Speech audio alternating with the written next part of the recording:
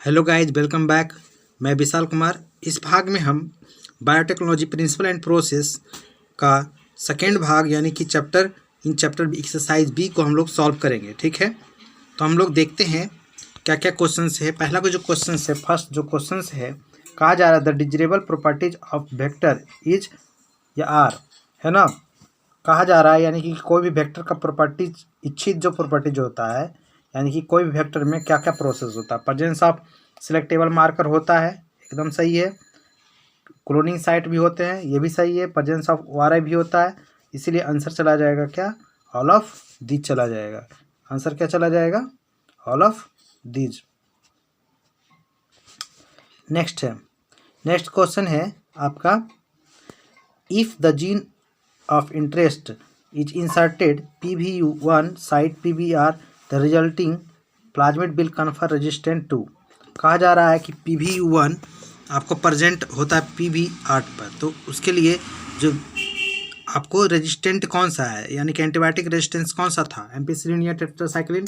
तो आप डायग्राम से आप पढ़े होंगे PBR322 का, वहाँ पर एम्पिसिलिन होता है, कहना क्योंकि PBR322 में एम्पिसिलिन और टेट्रासाइक्लिन लिया गया है। इसमें एम्पिसिलिन पर PB1 और PST1 रहता है।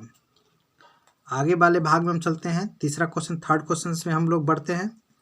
थर्ड क्वेश्चन है आपका, cloning of large DNA fragment of around 1 mega base pair involves use. लगभग 1 मेगा बेस पेयर का यूज होता है। आपको कौन सा cloning of large DNA fragment, कौन सा ऐसा है जो क्लोनिंग करता है, लगभग 1 मेगा बेस पेयर उसका साइज होता है। तो याक का जो होता है आपको 1 मेगा बेस पेयर होता है। ओके।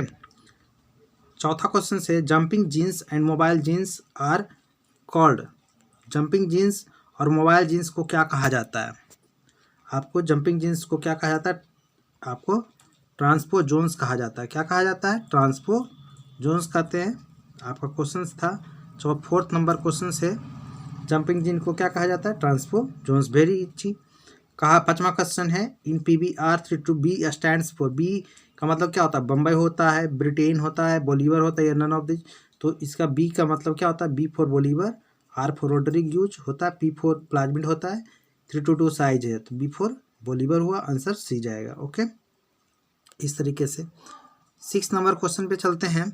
कहा जा रहा है ampicillin recognition gene, ampicillin recognition gene PBR322 has recognition site. Ampicillin पर कौन कौन था, BMH1 SAL1 आपको टेट्रासाइक्लिन पर था, तो ये पहला नहीं होगा, दूसरा भी नहीं होगा, तीसरा होगा, क्योंकि एम्पिसिलिन पर PB1 और PST1 रहता है।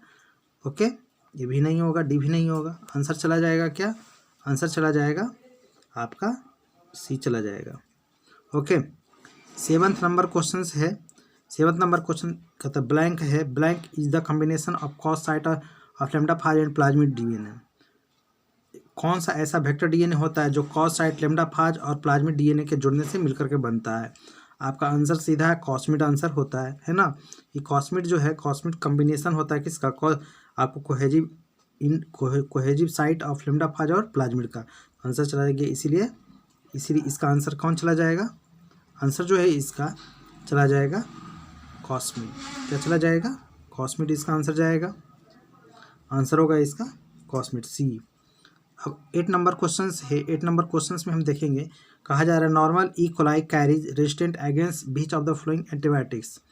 Normal E coli carries resistant against beach of the flowing antibiotic. इसमें कहा जा रहा है कि नॉर्मल जो ई कोलाई होता है रेजिस्टेंस करता है ना, कौन सा एंटीबायोटिक्स के विरुद्ध में। तो एम्पिसिलिन, टेट्रासाइक्लिन नहीं है।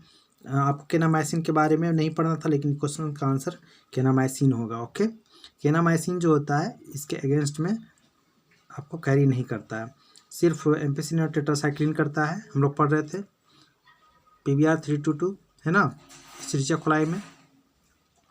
चलिए, अब कहा जा रहा है, बहुत इंपॉर्टेंट क्वेश्चन है, ध्यान देंगे। Vectorless gene transfer method, vectorless gene transfer method suitable for plant, कौन सा प्लांट में होता है। तो इसका आंसर ये जो होता है micro injection, electroporation, gene gun, तीनों होता है, लेकिन आपको आंसर सिर्फ दिया गया है, आपको गलत बुक में दिया रहता है। आंसर आपका होगा सब होगा, माइक्रो इंजेक्शंस भी होगा, इलेक्ट्रोपोरेशंस भी होगा, जीन गन यानी कि बायोलिस्टिक मेथड भी होगा। ओके, चलिए आगे की ओर बढ़ते हैं। आगे की ओर बढ़ते हैं। नंबर है, क्वेश्चंस नंबर है, आपको ध्यान देंगे,